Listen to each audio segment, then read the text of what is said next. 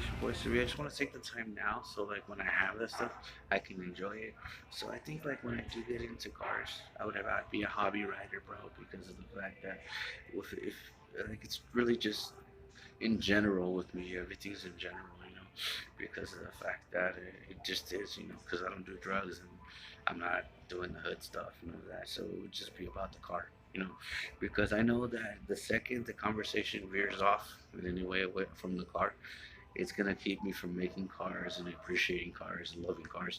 So I just like I'd rather be a hobby rider, because right off the bat, the people know what you're about and they know that it's just a hobby, and you just like the cars and the custom stuff and the jumping around, Yeah, I just thought it was cool, because I never lived in that world, Like who doesn't want to own a donut shop, for a hobby, a hobby donut shop to put your hobby lowrider in front of, and then have people come take pictures. That's my viewpoint on what I want to do. That's why I say a hobby rider, because of the fact that it's about just the like of the cars, right? The like of the custom, the paint jobs and stuff like that. Because I personally know that anything other than that, like if it's gang shit, if it's hood shit, if it's area shit, if it's not about the car, it's gonna kill it, and I can't appreciate it. So please don't bring that shit around me. If you're not gonna talk about just cars, then I don't want to talk to you. Because those are those toxic things that cause me not to be able to appreciate something. And then when you've earned something and you've gone to work to have it, you kind of want to enjoy it. So that's why I'm just like saying it now. It'd just be a hobby, dude. I wouldn't be doing all that stuff or nothing like that. It'd probably just be an outlet, just something to do, just for fun, just to have, you know. But that's about it, bro. I like the cars, but I might not like all of the lifestyles, and I don't want to live all of the lifestyles because I don't want to suffer the lowrider Mashika curse, where I think I'm the lowrider, like the only lowrider, because there's a bunch of other car fanatics out there that have done some stuff. And when I was growing up, I remember the rule of lit. And the rule of lit is this: that if you know me, you don't have to suffer the wrath of my lit or my dreads. But if you don't know me, you have to suffer the wrath of my lit and my dreads. So that's why it's important to be social, because of the fact that sometimes you don't want to go through what somebody else has gone through. You don't want to live their life or walk through their shoes. So you rather just know them. You know what I mean? So that they can exist and you don't have to be them. Because that was the rule. If you knew the person, you didn't have to go through their bullshit, But if you did know them, you had to go through their bullshit. So that's why it was like more important to be social, because I didn't want to go through other people's problems, and I wanted to give people the credit for their fuck ups. So give people the credit for their lives, and that's the privilege of being social. But anyways, so yeah, this is going on. But what happened? People wanted to be Illuminatios, right? And so to be Illuminatios, you had to let people lit you so that you can be amazing or some shit, or so you can be lit, or illuminated, or so that you can be portrayed later on in life, whatever. It's just a loop, but that's what it is. So I just keep it like that, because I want to appreciate what I have. So I'm not trying to go into like it's just that ganga and this and that. It's just a kid in a car, bro, and that's all it is. And it's a hobby, I don't take it seriously. It's not my life, At the end of the day, I'm gonna have a job, so I go to work, and that's the life. Work and then have a toy car, and a toy done in the shop. But that's it, But at least you know what I'm about. That's it.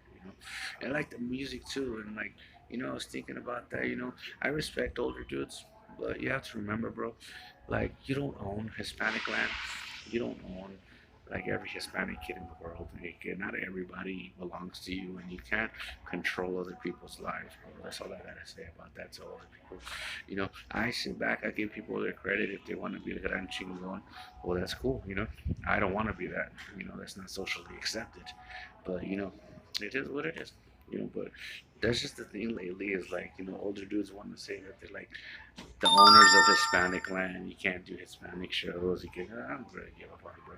At the end of the day, it's who owns the property, who's running the show, and if you bought a ticket, bro, or you're just an ordinary person unless you were invited. and that's different. Like if you were a host or an act or something, you might be able to say something. But if you just bought a ticket to come, I'm grateful that you bought a ticket. But you're just an ordinary person, bro. You don't own like the whole like people that like cars. It's like saying you own Pokemon, bro. Like no, not really. Like that's crazy. But there's too many Pokemon. They all belong to different people. It's weird. It's weird. There's too much car out there. It's classic cars. It's just weird. It's just a bunch of little hood guys covered up in gang stuff. But it's crazy. I'm not afraid to be known, bro. So whatever it is, I'm Seth Velasquez, so I can get through it and get the immunity, so we can stop being annoying and I can go back to life. You know, and that's just the way it is. Otherwise, you keep bothering. But that's the truth, though. Like when it comes to Hispanic land, it's like nobody owns that shit, bro. It belongs to everybody. You know what I mean? And it's just like it's just crazy. I don't know. Like when it comes to me, I automatically give the acknowledgement of existence every time. When it comes to people, I believe everybody's efforts are valuable, But it's like when you keep it anonymous, it's hard to give you credit, OG. Like you probably solved the Da Vinci Code, bro, and you probably cured cancer and AIDS and shit when you were tweaking. And since you never told nobody, then nobody's safe, that type of shit. But anyways, all I gotta say, that's ever since I started known quitting drugs, right? Like known fully quitting, like all these old guys that fucked up worse than me, they came out with like way quicker ways to get better, and I'm grateful for that. But imagine like all the stuff I'm going through, somebody already went through it yesterday, and like I didn't have to go through it. But since I'm known and I identified as a quitting person, like all these things are popping up. You old guys really need credit, bro. You guys, because you guys are stuck in an invisible prison, and you guys won't be able to get out of that invisible prison. You'll be singing Hotel California forever because you never came out the closet saying that you guys used or phased through drugs. Like, imagine. That's just weird. It's like being it's like being at Disneyland but not being able to get on all the rides or get on any rides. It's crazy. But anyways, it's your boy CV being here, grateful, and having a great time just being here. Life is good today. I think it's like my second day in Vegas. It's really awesome, crazy. But yeah, forget a life store.